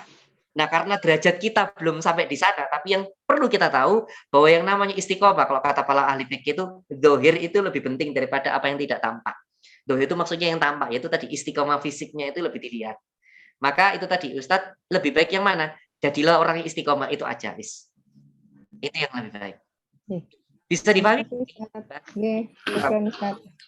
Ya, Ustadz, matur ya, ada tambahan ilmu lagi. Pemirsa makin paham antara apa itu karomah dan apa itu istiqomah. Ini untuk yang ketiga. Ini pertanyaan dari, ini belum muncul namanya nih. Mbak Geska, ya, Mbak Geska. Baik, Geska Yuliana, silakan. Iya. Assalamualaikum warahmatullahi wabarakatuh. Selamat malam Pak Ustadz dan semuanya. Nama saya Giska, umur saya 19 tahun. Jadi sebenarnya saya dulu bukan seorang Islam, saya bukan seorang Muslim, saya agama Buddha dulu, dan mempunyai keinginan untuk menjadi mualaf. Belum lama sih, tapi memang benar-benar ada keinginan untuk jadi mualaf. Saya masih saya udah belajar agama Islam sendiri. Saya coba buat baca-baca surat pendek, belajar surat pendek sendiri, berusaha buat dengerin selawatan, terus berusaha untuk zikir, istighfar, tapi saya masih belum bisa sholat. Saya pokoknya belajar sendirilah, nyari kajian kaidah sendiri. Terus juga saya berusaha untuk nyari komunitas muslimah online gitu untuk menuntun saya mendalami agama Islam. Tapi Ustadz, gimana ya? Saya nggak ngerti sama hati saya. Kayak teman-teman saya yang mengetahui saya menjadi seorang mualaf, akhirnya itu pada kayak ngechat dan akhirnya itu malah mereka tuh nyuruh saya buat mikir-mikir lagi supaya saya tuh nggak salah gitu loh. Jadi saya bingung maunya jadi gimana. Kalau untuk hati sebenarnya saya ingin, cuman entah kenapa masih bingung aja. Apalagi saat saya udah baca akidah Islam. Jadi ada dalam surat Al-Imran yang ketiga ayat 19 dituliskan, sesungguhnya agama yang diridhoi di sisi Allah hanyalah Islam. Dan barang siapa mengambil selain Islam sebagaimana agamanya, maka sekali-sekali tidak akan diterima dan kelak dia di negeri akhirat termasuk golongan orang-orang yang merugi. Surat Al-Imran ayat 85. Dari situ saya mikir, saya pengenlah bahagia dunia akhirat, saya pengenlah bisa diridhoi oleh Allah. Tapi kalau misalkan saya masih kayak kebayang-bayang sama agama saya yang sebelumnya, gimana Ustadz supaya saya bisa lebih tenang, supaya saya bisa benar-benar yakin dengan keinginan saya untuk menjadi mualaf ini tuh gimana gitu loh. capek juga Ustadz kalau kayak gini terus, kayak kayak perasaan hati merasa hampa dan lain sebagainya. Coba untuk tanya-tanya ke sana sini gimana, gitu sih Ustadz. Terima kasih. Baik, jadi Mbak Jessica ini yang dimuliakan oleh Tuhan, Nyun Sewu, ini posisinya sudah baca syahadat atau belum? Saya baca syahadat sendiri ya Ustadz. Jadi saya kan juga punya saudara Islam nih.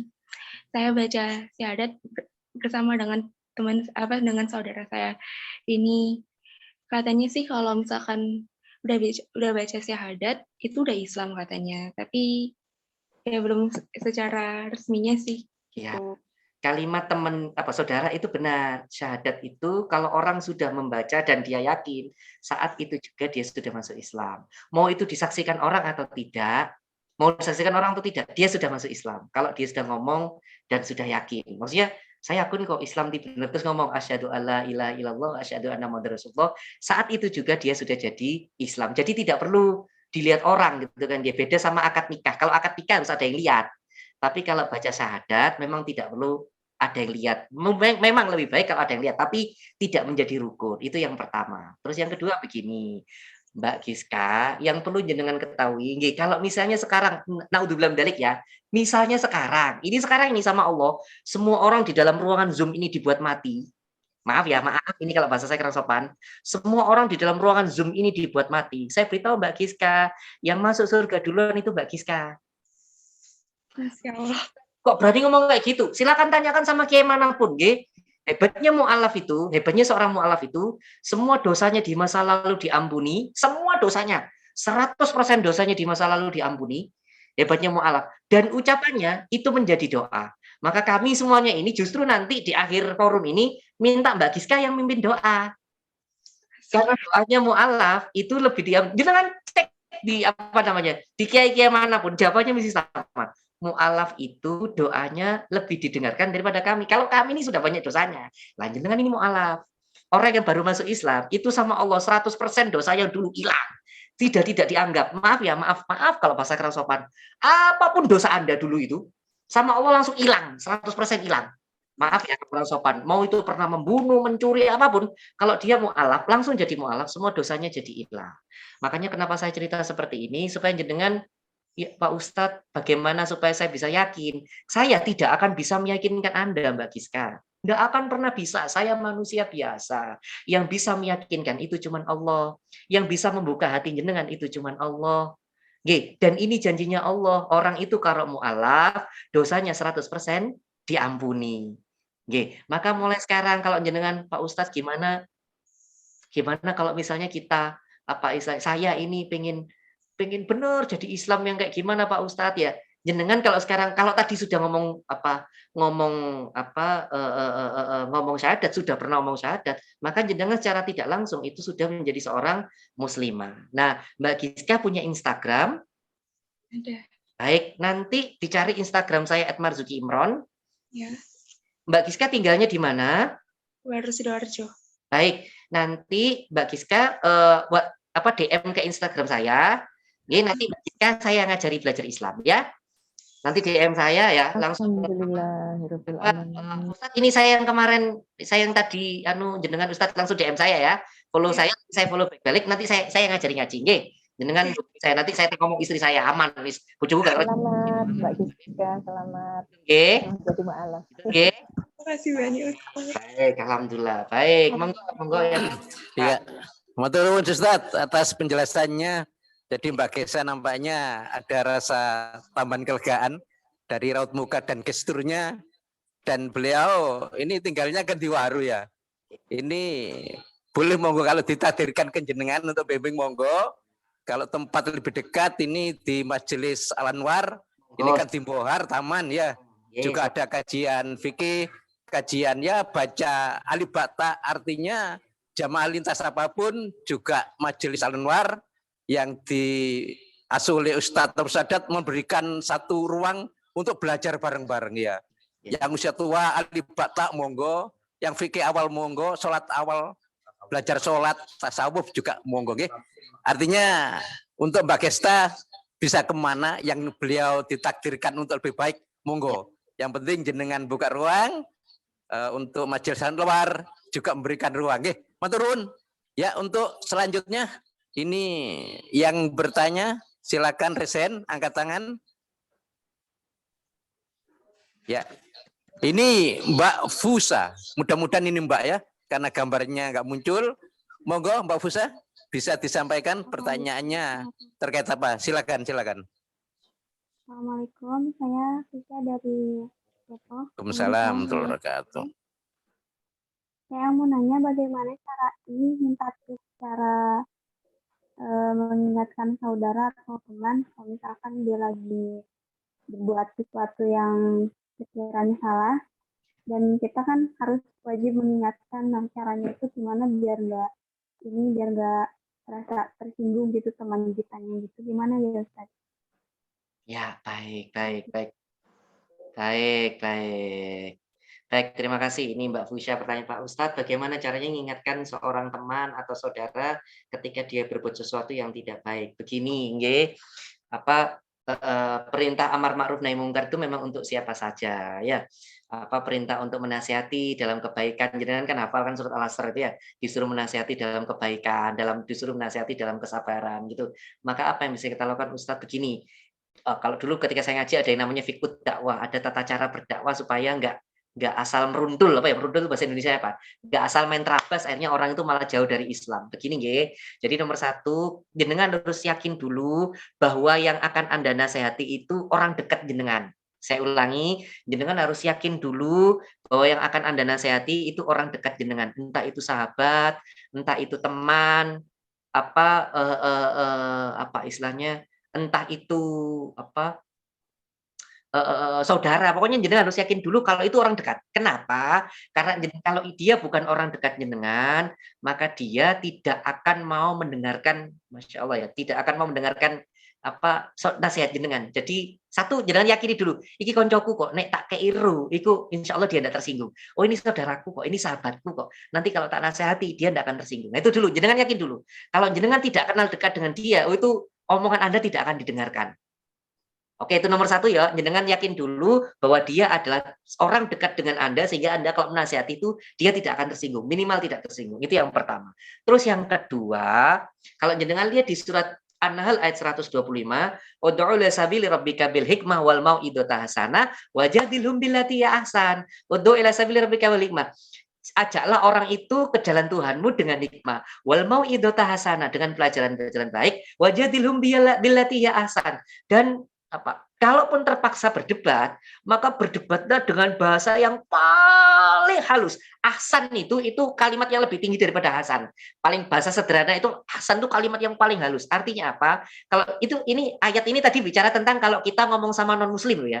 Jadi ayat ini bicara kalau kita ngomong dengan non muslim itu disuruh ngomong yang paling halus banget. Loh kalau sesama non muslim aja kita ngomong harus paling halus, apalagi ngomong dengan sesama muslim harus lebih halus lagi. Jadi apa maksudnya Ustaz? Jadi kalau jenengan mau mengingatkan sahabat jenengan atau teman jenengan itu tadi, gunakan bahasa yang paling halus, yang paling sopan. Yang kalau jenengan ngomong kira-kira ini tidak akan menyakiti hatinya. Contoh, saya minta maaf kalau bahasa saya kurang sopan. Ya contoh, ini ada teman kita nih tidak pakai jilbab misalnya. Terus ngomong, kon gak jilbaban ya, hati-hati kon, rokok, rambutmu dia mate kon. Nah itu udah akan masuk itu nasihatnya. Nggak akan masuk nasihatnya. Kenapa? Karena nasihatnya benar, tapi caranya salah. Ada teman Anda misalnya belum sholat, tidak mau sholat. Kamu tidak sholat, hati-hati konan rokok. Gegermu disetrika, acur kon, ambil Gusti Allah tekno. Nah itu dia tidak kenapa mau sholat, tambah tidak. Kenapa? Bahasanya tidak pas. Makanya ketika jenengan mau menasihati teman jenengan itu jenengan harus tahu, bahasaku ini menyakiti hatinya nggak ya? Bahasa saya ini bahkan membuat dia terluka nggak ya? Itu harus dipikir dulu, jangan sampai bahasa kita itu malah menyakiti hati dia. Nyon saya ya, karena kadang kita ini Masya Allah, ini saya ada salah satu kiai di Kediri, semoga Allah memberikan berkahnya kepada beliau. Ini salah satu kiai di Kediri. Saya cerita luar biasa ilmunya Mbak Ilwal kiai di Kediri. Dia begini, ada seorang wanita, nyon saya penyanyi, maaf, biduan, maaf ya, penyanyi dangdut, maaf. Yang saya bajunya itu maaf ya, yang terbuka gitu loh. Nah, ketika dia nyanyi pakai baju ketat, pokoknya yang rusak-rusak kayak begitu ya, saya minta maaf. Terus dia curhat, Pak Kiai, apakah pekerjaan saya itu halal gitu kan ya. Pak Kiainya mau gini, Mbak, saya ini bukan ahli fikih, saya itu cuman ngajar ngaji baca Quran. Saya cuman ngajar ngaji baca Quran, terus saya enggak ngerti tentang ini. Tak tanya muridku ya, tak tanya anakku ya, Mbak. Anak saya ini lulusan Al-Azhar. Tak telepon anakku pinter lulusan gini kan. Telepon, Pak. Nah, ini. Mbak, nanti besok jenengan balik lagi ya, nanti tak jawabnya. Nah, terus anaknya mau ya jelas haram ya. Kono itu enggak boleh wong pakai pakaian seksi kok, apalagi menyanyi di depan banyak laki-laki kayak itu haram ya. Oke ya. Nah, si Mbak ini datang, ya ini bilang, Mbak sepurane ya Mbak yo. Saya sudah tanya anak saya katanya haram ya, dicari ilmunya ketika ngaji kuliah di Al-Azhar di Universitas Islam terkemuka itu ngomongnya haram itu. Tapi itu dulu ya, saya pahaman saya masih santri dulu di pondok, tak buka kitab-kitab Fathul Mu'in, Fathul Wahab gitu ya, tak buka kitab-kitab gitu ya. Nah, besoknya mbaknya balik lagi terus dia ngomong, Mbak sepurane Mbak, minta maaf. Loh kok ya, saya buka di kitab-kitab saya yang lama juga begitu ya, ternyata haram. Loh, saya doakan ya Mbak supaya pelan-pelan nanti dapat pekerjaan yang lebih baik. Oh, ini si mbaknya, oh ya gitu ya Pak Ustadz ya, nggih Pak Yai, saya tak bismillah, pelan saya berubah. Lihat ya, Kiai ini tuh tahu bahwa itu haram, tahu betul. Tapi beliau enggak langsung ngomong haram, kamu setelan rokok, kon mati, enggak. Ngomongnya pelan. Ngomongnya tuh pelan sampai Mbak sepurane ya Mbak, ternyata saya cek di anak saya di kitab-kitab fikih haram ya. Saya minta maaf ya Mbak. Saya nyampaikan kalau memang haram dan saya berdoa semua mbaknya nanti dapat pekerjaan yang lebih baik. Nah, itu cara menasihati Mbak. Cara menasihati itu tidak menyakiti orang lain. Itu yang kedua. Yang terakhir, nasihat terbaik adalah dengan contoh. Yang terakhir, maksudnya ketika Anda mau nasihati orang supaya rajin sholat, Anda di depan dia nunjukin kalau Anda rajin sholat. Kalau Anda ingin nasihati orang supaya nyun sewu, rajin sodako, nah Anda di depan dia itu nunjukin Anda sedang sodako. Ustadz, itu namanya riya? Oh enggak, itu bukan riya, itu ngasih contoh bahwa perbuatan baik itu seperti itu. Bisa dipahami, 3 hal. Nomor 1, pastikan dulu itu kalau teman dekat atau sahabat Anda. Nomor 2, pakai bahasa yang paling sopan, paling halus. Nomor 3, berikan contoh. Baik. Monggo, silakan. Matur nuwun, Ustadz. Ini saya meyakini dari tampilan ini masih banyak yang ingin bertanya Ustadz ya.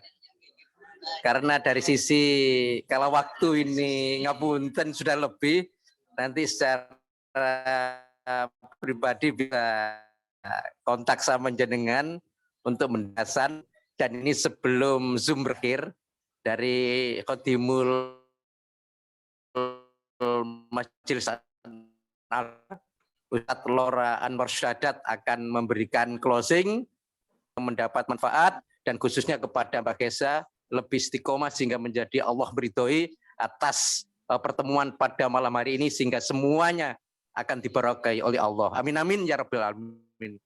Kepada yang terhormat Ustadz Lora Anwar Syadat dipersilahkan.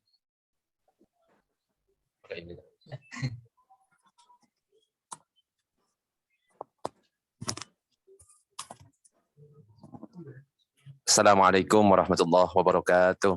Waalaikumsalam. Alhamdulillah. Ya, setelah Waalaikumsalam warahmatullahi berapa jam tadi? wabarakatuh. Ya, kurang lebih 1,5 jam kita menyimak kajian dari Ustadz Marzuki Imron. Ya, insya Allah sangat jelas ya tentang masalah istiqomah. Ya, mudah-mudahan kita semuanya bisa istiqomah ya dalam ketaatan kepada Allah, dalam menghidupkan sunnah Amin. Nabi juga, mudah-mudahan kita semuanya istiqomah. Dan ini Ustadz Marzuki Imron ini tinggal di mana nggih Ustadz? Di Sidoarjo ya. Iya Ustadz. Di Sidoarjo.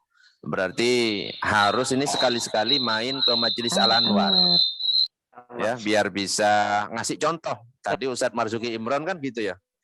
Untuk memberikan pelajaran yang paling baik kepada orang lain harus ngasih contoh. Nah, ini saya tuntut ini kata-kata ini ya untuk memberikan contoh supaya jamaah yang hadir di majelis ini senang sholawatan. Berarti harus hadir di Majelis Al Anwar. Ya, kapan-kapan kalau longgar Ustadz nanti kita sholawatkan bareng dengan jamaah Majelis Al-Anwar secara offline ya. Kalau ini kan secara online, juga tempat-tempatnya dari mana-mana, ada yang Surabaya, Madura, dan dari mana-mana pokoknya. Kalau nanti di Majelis Al-Anwar itu nanti umumnya daerah Sidoarjo, Surabaya. Ya, kita sholawatan, ngaji bareng ya, biar tambah kenal, tambah akrab, nambah saudara. Gitu Ustaz.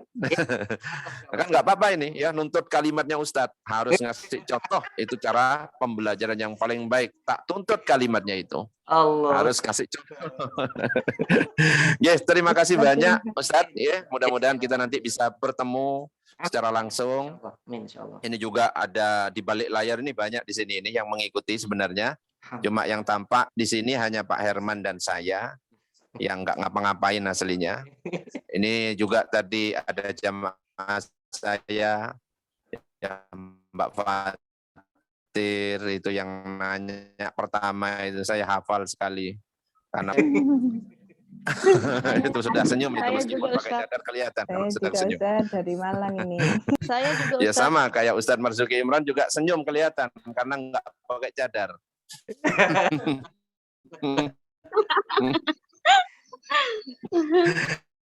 Oke. Mungkin itu yang bisa saya sampaikan. Saya serahkan lagi kepada Pak Herman.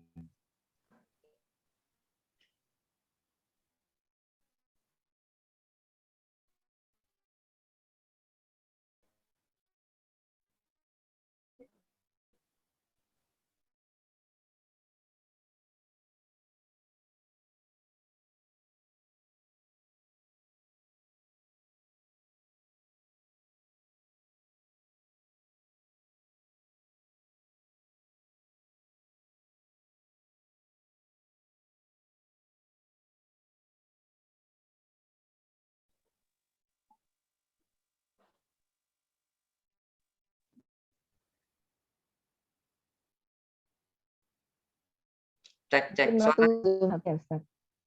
Boten. Ya, maaf, trouble Marzuki Imron serta partisipan yang hadir pada malam hari ini, khususnya buat yang ingin bertanya tapi belum tersampaikan, ini tetap ada jalan untuk japri ke Ustadz Marzuki Imron. Yang penting peristiwa ini mudah-mudahan menjadi peristiwa yang Allah ridhoi dan semua yang menyimak ini mendapatkan manfaat.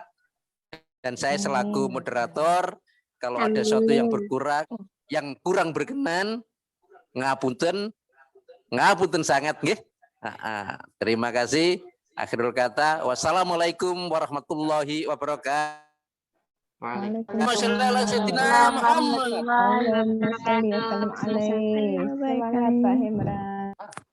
Terima kasih Ustaz, sedikit ya. Zoom ini muncul barokah tambahan ya.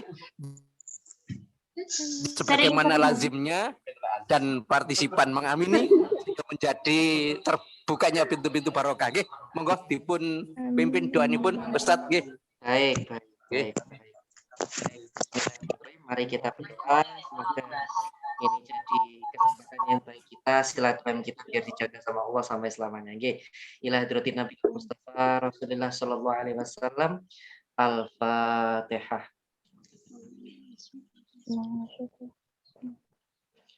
Ya, kan.